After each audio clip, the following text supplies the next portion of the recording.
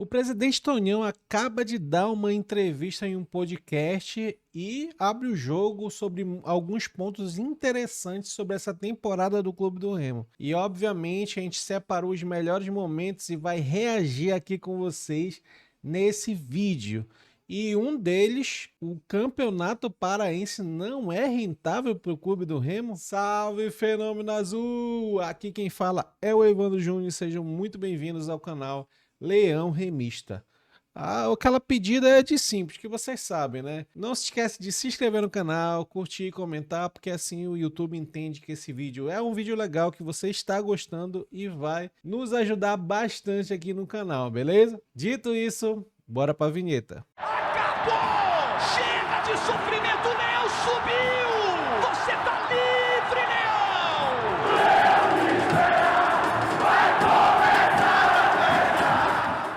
Então, meus amigos, como eu divulguei logo na introdução do vídeo, o presidente Tonhão acaba de dar uma entrevista, né? Que geralmente eu falo que podcast não é uma entrevista, é mais um bate-papo. Deu alguns detalhes muito interessantes aqui, que eu acho válido a gente reagir. Mas antes disso, eu vou deixar aqui, né? Obviamente, eu não vou reagir todo o podcast, mas se você quiser ver na íntegra, eu vou deixar aqui na descrição do vídeo do YouTube, beleza? Bom, o primeiro detalhe interessante que eu separei para a gente reagir juntos é como é que chegou, né, o nome Osório, né, o técnico do Clube do Remo que foi contratado para essa temporada. Então, bora reagir aqui. O que é que o Tonhão fala sobre esse assunto aqui? Como é que você, a sua comissão técnica, não, comissão técnica não, seu executivo chegaram no nome do Juan Carlos Osório, que para mim foi uma boa surpresa, mas nem passava pela cabeça dos torcedores esse nome. Não, na verdade é o seguinte, no primeiro momento nós fizemos alguns... O primeiro momento era a renovação do Guto, né, que infelizmente não deu certo. Depois nós passamos a fazer alguns contatos com alguns técnicos do futebol brasileiro, alguns com nomes bem destacados, com grandes trabalhos em grandes clubes, mas infelizmente a coisa esbarrava sempre em alguns problemas, né? Porque esses técnicos mais famosos, mais renomados, eles estão acostumados a ter um clube com uma estrutura melhor, maior e com viagens através de fretamento, né? E o Remo é uma realidade ainda bem abaixo do que essa. Então, de repente, começamos a encontrar uma certa dificuldade nesse sentido, e aí apareceu o nome do Osório, sabe? E foi uma coisa muito rápida, sabe? Porque, no feito que apareceu o nome dele, foi discutido entre nós a aprovação do nome dele, foi contactado e rapidamente ele foi contratado. Aí, se o torcedor perguntar agora, mas Tonião, qual o perfil do Osório hoje? O que mais pesou para que viesse o Osório? Porque ele é um treinador que, digamos, é um treinador de time propositivo, propõe um jogo ofensivo. É isso que o Remo está precisando? Sim, eu acho que isso. E, ao mesmo tempo, ele tem um nome no futebol mundial, sim, né? Foi treinador da seleção. Já trabalhou em Copa do Mundo, né? Exatamente. Inclusive fez a seleção do México. Ele classificou o México, né? Isso. E ele fez um belo trabalho no São Paulo e ele saiu do São Paulo não porque ele... Porque houve um problema interno. Foi o Carlos Miguel Aidar, que era o presidente. Enquanto você toma essa sua água aí, é que eu explico. É que ele saiu por questões políticas e ele teve que sair também, né? Perfeito. Não teve jeito. Perfeito. Então, qual seria, o que mais pesou no perfil de trabalho do Osório para ele vir para o Mas justamente isso que você falou. É um cara que... primeiro de tudo, eu acho que acima de tudo, seja o Osório, seja o jogador, a gente tem que saber se o cara quer vir, quer trabalhar em Belém, que acredita no projeto, que ele saiba das condições do clube, da estrutura.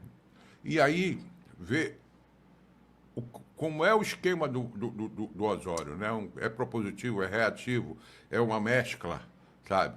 E aí, na conversa que tive com ele, eu senti o Osório muito motivado, com muita vontade. É tipo um desafio para ele, né? Sem dúvida, sem dúvida. E aí estava dentro das... O pessoal pode imaginar que ele veio com valor astronômico. Ele veio bem menos com os caras que estavam pedindo aqui. Eles disseram que a grande despesa dele são... Eu vou dar uma pausa que vocês repararam nesse detalhe aqui, ele veio por menos que os caras que estavam aqui. Então, se a gente for reparar, pelo menos com o que vazou, que o Guto pediu, por exemplo, tipo, que é 500 mil, né? Que pelo menos é o o valor que falam, né, R$500 mil mensais e acho que é uma garantia, uma multa, né, de 1 milhão.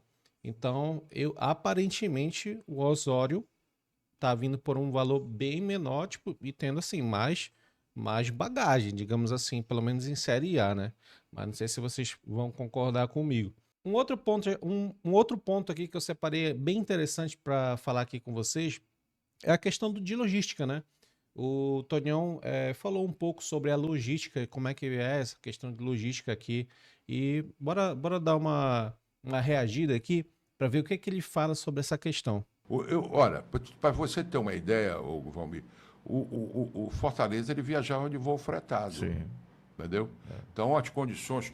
Eu até estou pesquisando com a maneira que ele fazia isso, porque é uma maneira de a gente fazer uma comparação com custo e com. Porque aí eu economizo uma diária. Vamos dizer que eu tenho um voo fretado. Então, eu vou jogar no Rio Grande do Sul. Então, eu vou treinar aqui sábado, almoço aqui, saio para jogar para Porto Alegre, pago só uma diária. Acabou o jogo, a gente vai embora. É o que a maioria faz, né? Porque quanto menos você fica naquele local do jogo, melhor, porque a despesa toda enquanto você está fora é sua, né? Pois é, e é bom para o clube, é bom para o jogador que volta, como você bem disse, já vai dormir com a sua nega. Né? Exatamente. Já fica em casa, principalmente os que são casados, né? Pois é, exatamente. Exatamente. Não, isso é legal. Então a gente está fazendo esse estudo. É um pouco mais difícil e mais oneroso porque a gente mora em Belém. Então, a base... E a oferta da malha aérea aqui para a nossa região é bem menor. Você tem que lançar mão de mais dinheiro para conseguir melhores horários, melhores voos. Perfeitamente. Não é muito fácil. Aliás, não é nada fácil. Não é nada fácil. É uma engenharia. Engenharia, né? Exatamente. Os voos que seriam mais fáceis para nós, os dois caíram, que foi em Fortaleza. Né? Caiu o voo de Fortaleza direto? Não, sim, os dos times. Sim, os times que caíram. Os times. Caíram, né? Fortaleza e Ceará. E Ceará, infelizmente. Sabe, aí no Nordeste só tem o Bahia e o Vitória, né? Até eu digo. E o Rio está isolado aqui no Norte, né? Exatamente. E o Bahia já é outro mundo, né? Porque... Tá no outro patamar. Exatamente. É outro detalhe. Essa questão da logística realmente vai ser um detalhe muito crucial para o Remo. Muito crucial mesmo.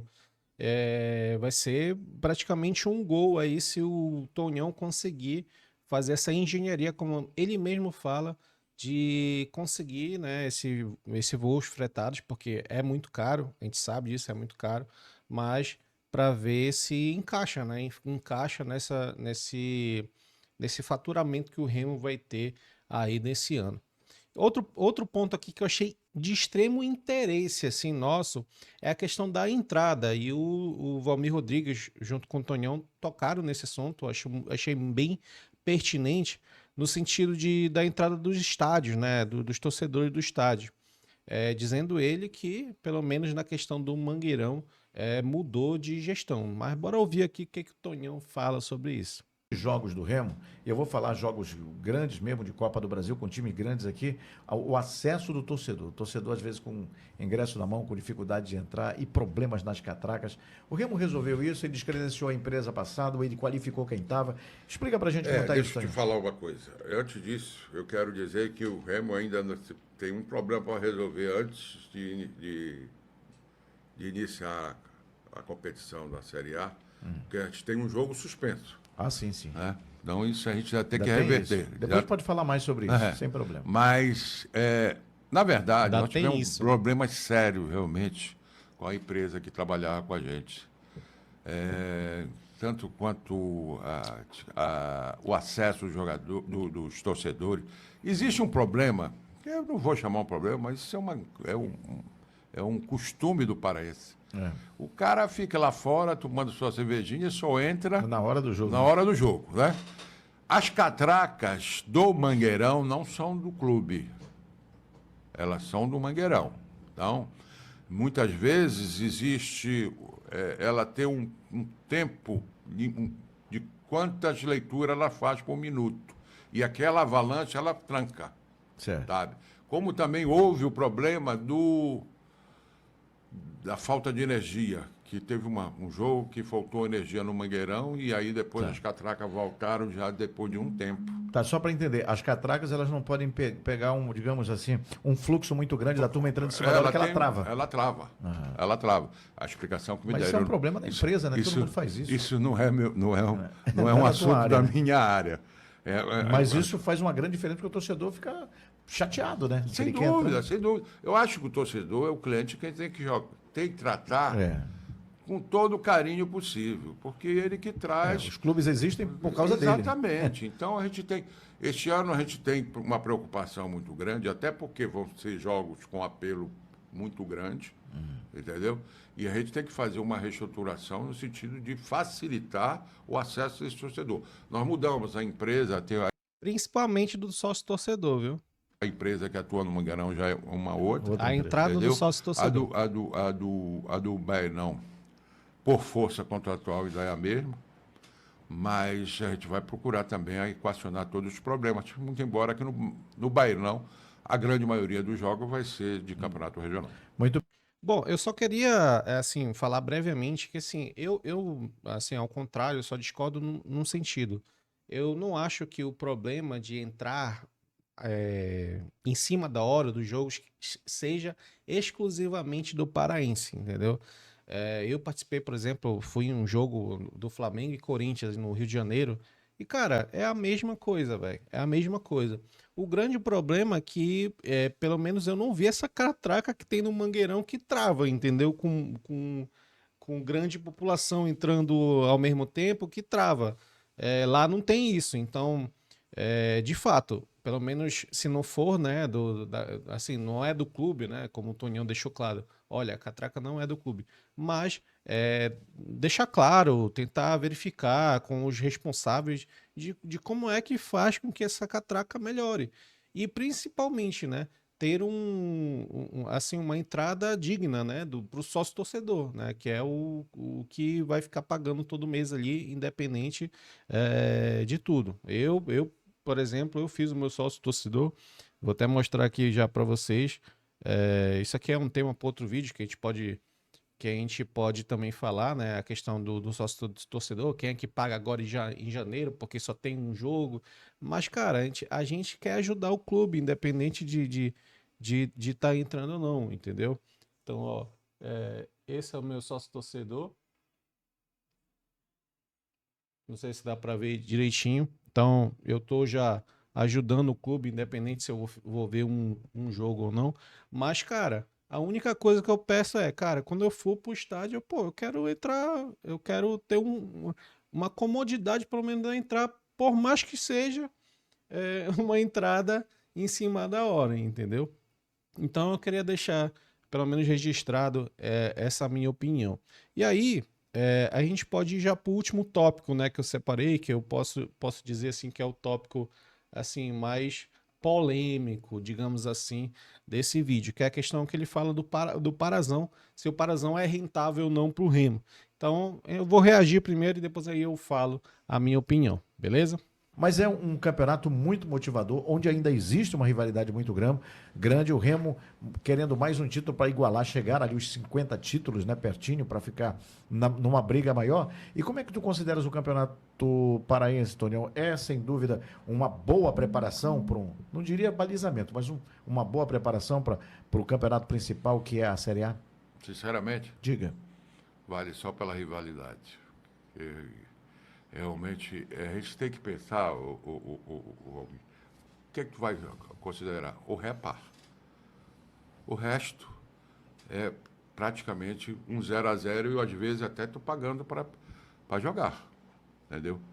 Então, a gente tem que entender que, infelizmente, a gente tem que conseguir, e o presidente Ricardo tem se esforçado para isso, no sentido de conseguir um patrocínio que possa fazer num campeonato paraense, um campeonato interessante, como é o paulista, como é o goiano, como é o cearense, entendeu?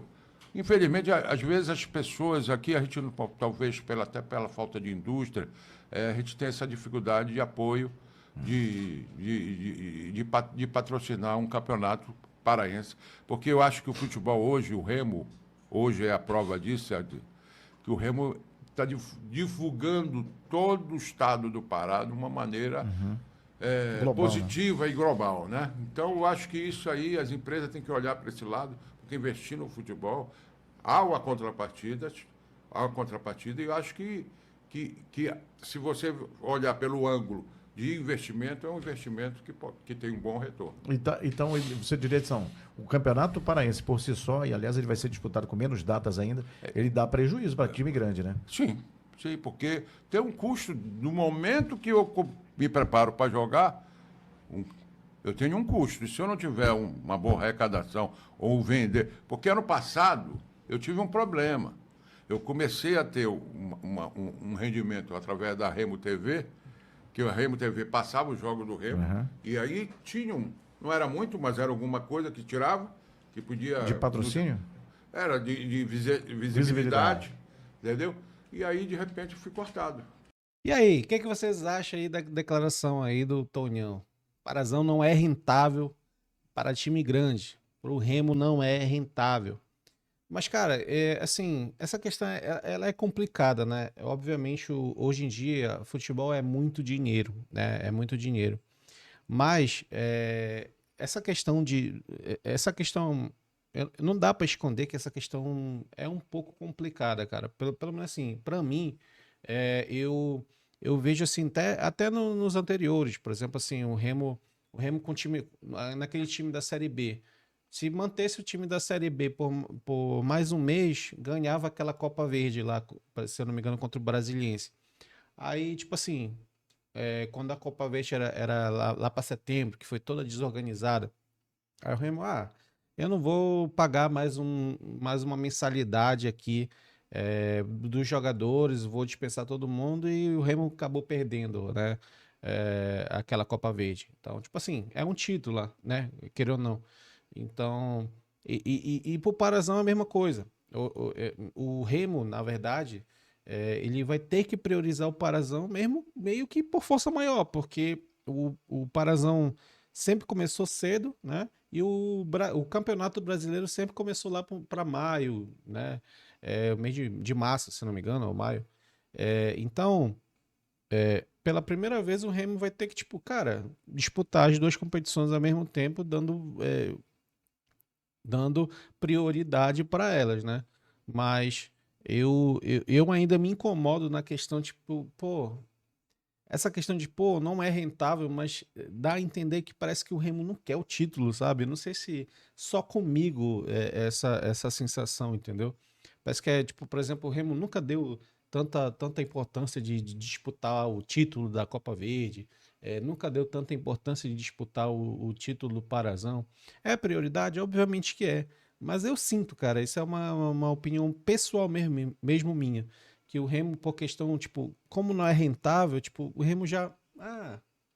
sabe? A não ser aqueles anos que o Remo tinha que ganhar realmente o Parazão para finalmente ir para a Série D, pelo menos, que tinha que ganhar, era obrigatório ser campeão do Paraense para ganhar. A não ser esses anos, eu pelo menos acho que o Remo, assim, cara, essa competição aí não é tão rentável, bora ver, se ganhou, se der, ganhou, se não der, ganhou. Mas, lembrando que esses são os únicos títulos palpáveis que o Remo pode ter, cara. Entendeu? Porque o Remo vai ser campeão da Copa do Brasil? Não vai. Vai ser campeão do Campeonato Brasileiro, por exemplo, da Série B ou da Série A? Não vai. Então, queira ou não, fica pra história, entendeu? E sendo rentável ou não, o Remo tem que sim, se for para ganhar, como o cara fala, como eu já vi, por exemplo, ele falar, não vou colocar jogador de 300 mil no Paraense, mas meu irmão, se for final, disputando, por exemplo, o título com o rival aí vai jogar com o sub-20? Não vai, pô, tem que dar prioridade. Então, é só a minha opinião, eu queria destacar em relação a isso, beleza? Mas coloque aqui a sua opinião, o que vocês acham sobre isso. Então é isso, rapaziada, o vídeo de hoje, espero que vocês tenham gostado. Se gostou, não se esqueça de se inscrever no canal, curtir, comentar e até o próximo vídeo, se Deus quiser. Grande abraço a todos vocês, tudo de melhor sempre. Tchau.